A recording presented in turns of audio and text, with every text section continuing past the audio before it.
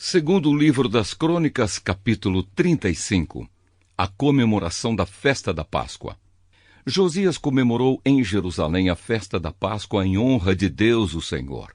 No dia 14 do primeiro mês foram mortos os carneiros para a festa. Ele pôs os sacerdotes nos seus lugares de serviço no templo e os animou a fazerem bem o seu trabalho.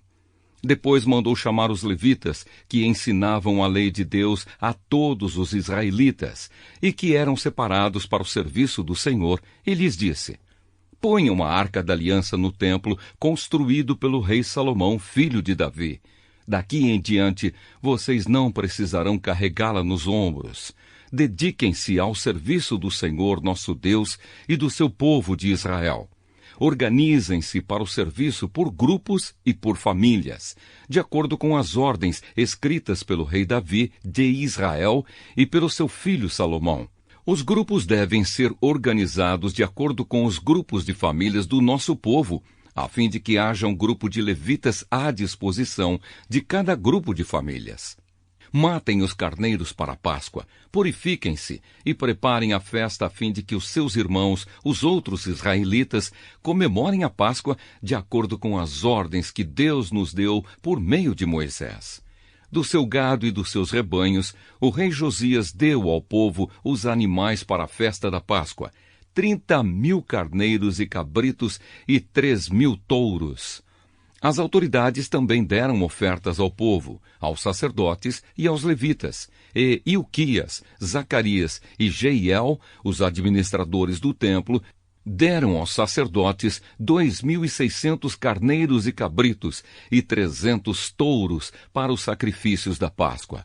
Os chefes dos levitas, Conanias, os seus irmãos Semaías e Netanel, e também Asabias, Jeiel e Josabade, deram aos levitas 5.000 carneiros e cabritos e 500 touros para a Páscoa. Quando tudo estava pronto para a festa, os sacerdotes foram para os seus lugares e os levitas se juntaram em grupos, de acordo com o que o rei havia ordenado. Aí foram mortos os carneiros e os cabritos. Os levitas tiravam a pele dos animais, davam o sangue aos sacerdotes e estes borrifavam o altar com ele. Entregaram ao povo, segundo os grupos de famílias, a gordura dos animais que seria queimada como sacrifício a Deus, o Senhor, de acordo com o que a lei de Moisés manda. E fizeram a mesma coisa com os touros.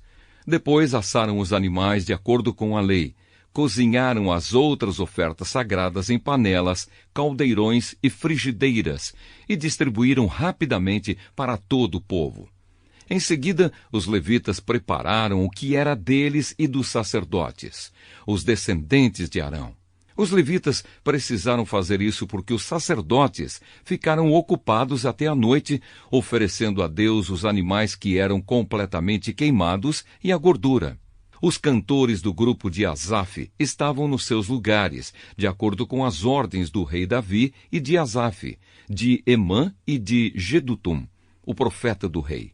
Os guardas também estavam nos seus lugares, guardando os portões do templo. Nenhum deles precisou abandonar o seu posto, pois os seus colegas, os outros levitas, prepararam a parte dos sacrifícios que era deles. Assim tudo foi feito naquele dia para a adoração de Deus, o Senhor, como o rei Josias havia ordenado. Comemoraram a festa da Páscoa em honra do Senhor e apresentaram as ofertas que eram completamente queimadas no altar. Durante 7 dias, todos os israelitas que estavam em Jerusalém tomaram parte na festa da Páscoa e na festa dos pães sem fermento.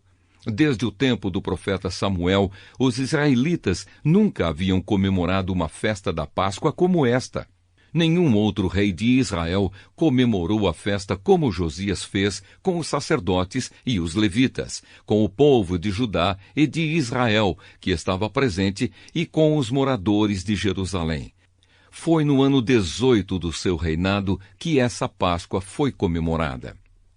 O fim do reinado de Josias. Depois de tudo isso, quando Josias já havia acabado de pôr em ordem o templo e o culto, o rei Neco, do Egito, marchou com o seu exército para lutar em Carquemes, que ficava na beira do rio Eufrates. Josias saiu com o seu exército para lutar contra ele, mas Neco lhe mandou a seguinte mensagem: Rei de Judá, você não tem nada a ver com esta luta. Eu não vim lutar contra você, mas contra os meus inimigos, e Deus mandou que eu me apressasse. Deus está comigo, portanto, se você lutar contra Deus, ele o destruirá. Mas Josias não voltou atrás. Ele não quis dar atenção ao aviso que Deus estava dando por meio do rei Neco. Pelo contrário, ele se disfarçou e marchou para lutar contra Neco no Vale do Megido. Os soldados egípcios atiraram flechas contra Josias e ele gritou para os seus oficiais: Estou gravemente ferido! Tirem-me daqui! Os oficiais o tiraram do seu carro de guerra e o puseram em outro carro e o levaram para Jerusalém. Josias morreu e foi sepultado nos túmulos dos reis. Todo o povo de Judá e de Jerusalém chorou a morte dele. O profeta Jeremias compôs uma lamentação em honra de Josias. Até hoje, os cantores e as cantoras cantam essa canção quando choram a morte de Josias. Já se tornou costume em Israel cantar essas canções que se acham na coleção de lamentações. Josias fez muitas outras coisas e praticou atos de bondade em obediência à lei de Deus, o Senhor.